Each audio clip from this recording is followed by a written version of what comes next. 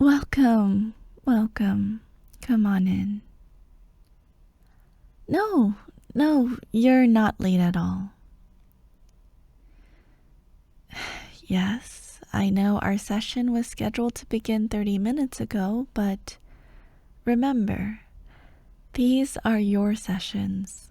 We start when you're ready. Yes, that's right. The van outside is mine. I'm leaving town after our session today. We talked about this. Well, I'm certainly glad that you feel I've been a big help so far and that you look forward to our sessions, but just because this will be my last session as your psychiatrist doesn't mean you have a bleak future. You don't have to be afraid of what's to come. Don't worry about that now. Let's stay focused on the here and now, shall we? Excellent. Your positive attitude has always been confirmation to me that your outlook is bright, and I hope that you see it that way too. I think you're going to like where our session takes you today. So please, get comfortable as before. Relax and we'll get started. Are you ready to begin? I thought it would be a good idea to review a few things from our earlier sessions first. Would that be okay with you?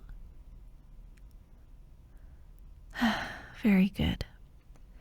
Even before our first session, when you discussed the need for an appointment with me, you advised me that you have a deep, pervasive sadness, almost a hollow feeling, as you explained it, due to an intense loneliness compounded by a fear that you were never going to be seen as worthy of anybody's love or affection.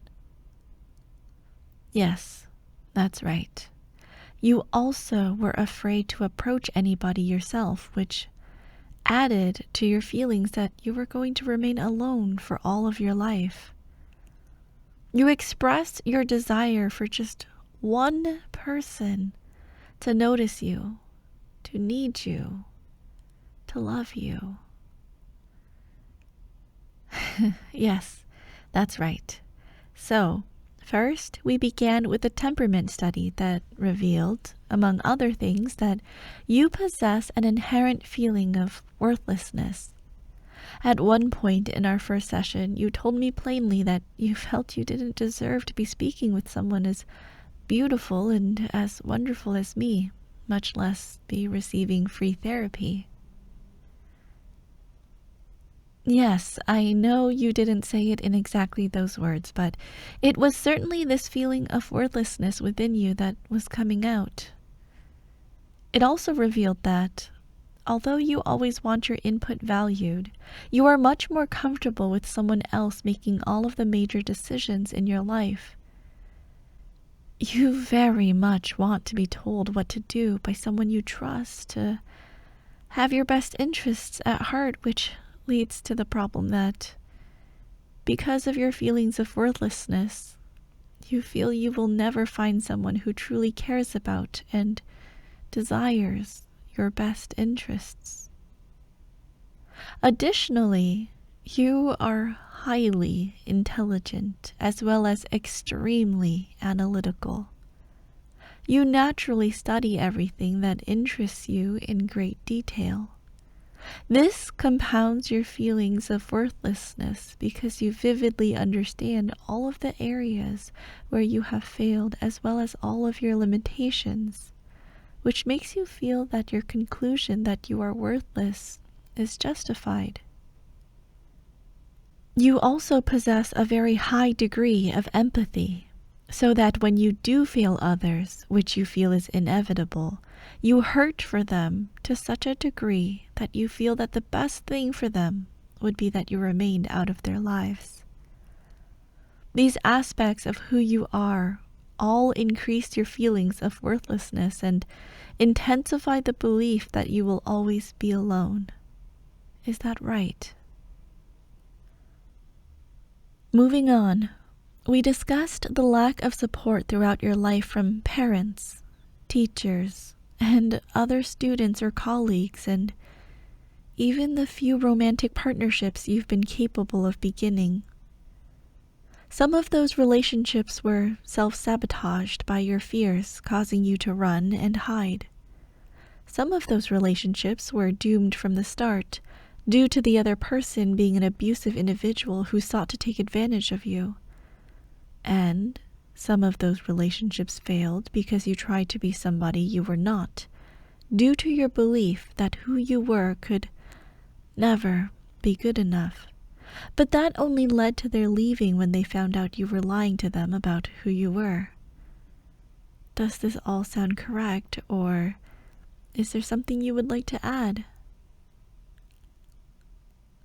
And finally, we discussed how your own actions of hiding from the world, which stem from the reasons I've just listed, have isolated you from others and have kept you in a downward spiral of depression that is slowly consuming you.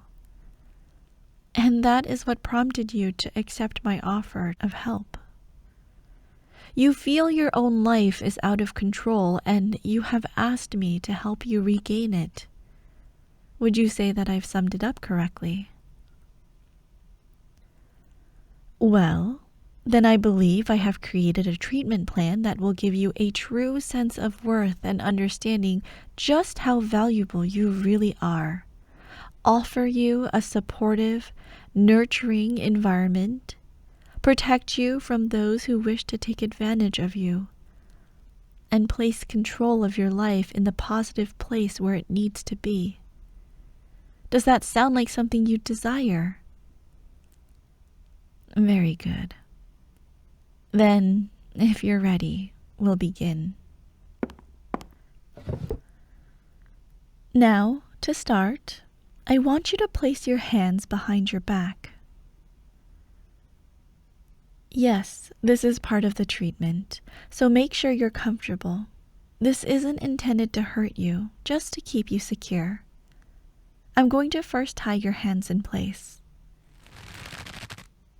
Like so. Does that feel okay? Are you comfortable? Good.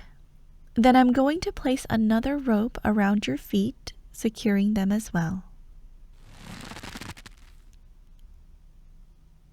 Another rope around your legs to hold them fast and make you feel secure.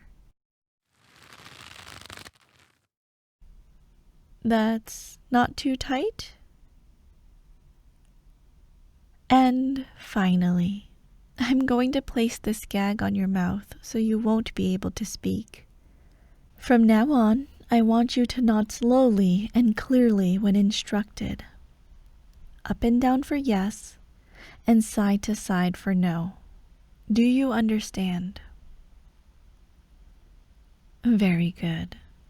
Now, what I've done is effectively taken control of your own life out of your hands. I am now responsible for your well-being. You understand? Good boy. Do you like it when I call you that? Very well. Then I shall continue to use it, because that's exactly what you need to know.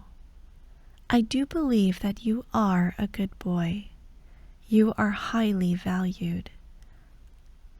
You need to understand that the feelings of worthlessness inside of you are simply a part of who you are and do not reflect the reality of your situation. It's normal for someone with your temperament to feel this way, and it's not wrong.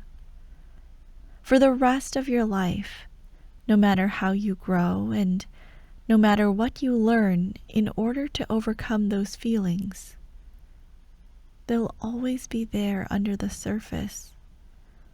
But the fact that those feelings exist doesn't make you bad. It just means that you need someone dearly important to you, such as myself, to reinforce just how special and worthwhile and loved you are. Feeling worthless doesn't make you worthless. You are a good boy. But since it's so difficult for you to intrinsically understand that on your own and to gain a feeling of self-worth internally, you've been tied up, bound by your own thoughts and emotions. You require an external source, like me, that will be loving and nurturing to let you know the incredible value you have, and yet forceful enough to overcome your own tendencies towards negativity and keep you from escaping the place of safety and love she's created for you, to let you know the perfection she sees in you, her good boy.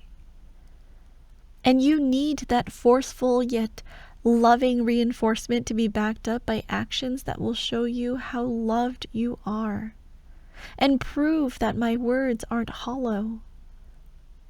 You need me to let you know you're a good boy, but you also need me to show you how valuable and loved you are. So, what I am going to do is to sit here beside you and then gently lower you down so your head is resting on my lap.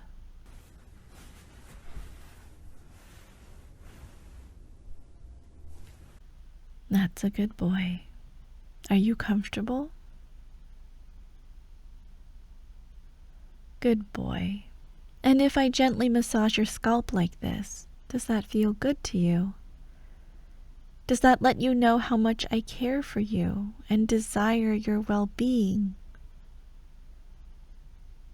Very good. And as I continue to softly caress your head, I will continue to tell you that you are my good boy, the most beautiful person on earth and my most valued treasure. You are the reason I get up in the morning and the last thing I think about before falling asleep at night.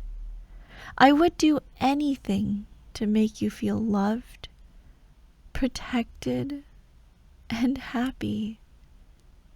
Does it lift your spirits and make you feel better hearing me tell you such things, my good boy? Yes, of course it does. And why wouldn't it? Those are the positive, affirming, caring things you've longed for someone to tell you all of your life. But, and this is very important, do you believe it when I say those things? No, that's right. And why would you? I'm just a psychiatrist who is telling you such things because that's her job, right? You are intelligent and analytical, as I said, and that part of you knows that you can't believe that I could really think that you're the most beautiful person on the planet, or that you're the greatest treasure I could ever possess. And so I must be exaggerating for the psychological effect that I'm looking for, right? Because I'm only a psychiatrist who's doing her job properly, who only just met you a little more than 2 months ago and has only had a handful of sessions with you. How could you be expected to believe such claims from a person like me? And even if you did believe me, that I longed to be with you more than anything, it wouldn't matter because as a psychiatrist, I'm not allowed to enter into such an intensely involved relationship with a patient. But what if I told you that I wasn't actually a psychiatrist? What if I told you that in reality I thought you were so special and so wonderful that I had been watching you for several months?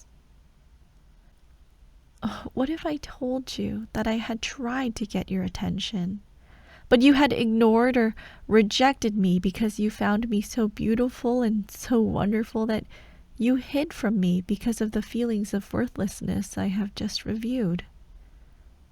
And so, because of that, What if I told you that I changed my hair and appearance so you wouldn't recognize me, and set all of this up in order to get you here with me because I had intensely strong feelings for you, and that I even loved you with all my heart?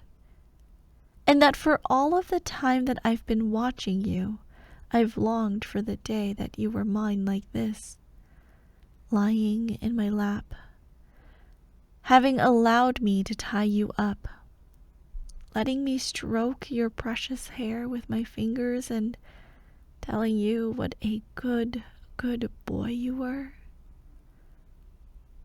If I told you all of that, would it help you know that you have value, that you have worth?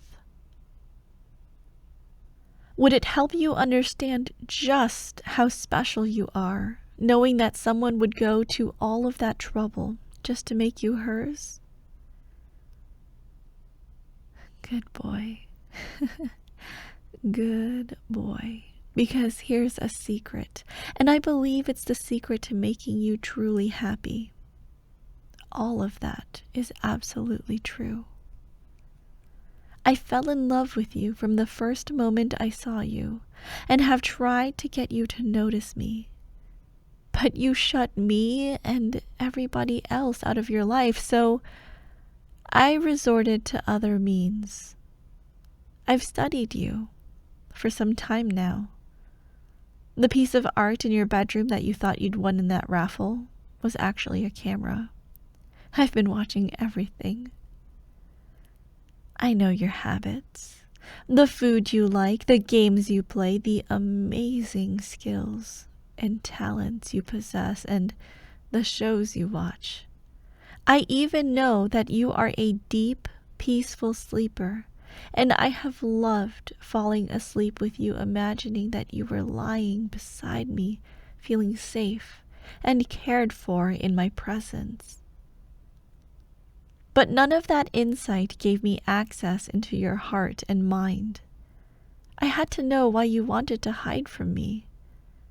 And so, on one of your long hikes in the woods, I pretended to have a sprained ankle and allowed you to assist me. And in return for your kindness, I offered you these psychiatric sessions for free. It was here that I discovered what drives you to hide from everyone, to hide from me. And so now, with you laying in my lap, staring longingly at me with those beautiful puppy dog eyes, I'm letting you, my good boy, know that you no longer have to feel afraid of being alone. I'm making you mine. I've tied you up, and I'm never going to let you go. I really am moving away as soon as we're finished here, and I'm taking you with me to be loved and adored for the rest of your days. And I can see in your eyes that there is no fright in you, my good boy. In fact, I can see the relief and the joy that tells me this is exactly what you were looking for, what you were longing for even, but dared not dream was possible. I told you when we started that I thought you were going to like where our session would take you today, because I'm going to take you with me. I told you that my treatment plan will give you a true sense of just how much you're worth, and an understanding of just how valuable you really are. I told you that my treatment plan will offer you a supportive, nurturing environment, protect you from those who wish to take advantage of you, and place control of your life in the positive place where it needs to be. And then I asked if that was something you'd desire, and you responded that it was. And now, your desires have come true. Control of your life is now where it needs to be to make you truly happy, within my loving arms. Now that I have you tied up and have embraced you, and I'm caressing your face lovingly, and I've let you know what I intend to do with you, and you will now always have that one person you desired to notice you, to need you, to love you. Is that something you still desire? Good boy.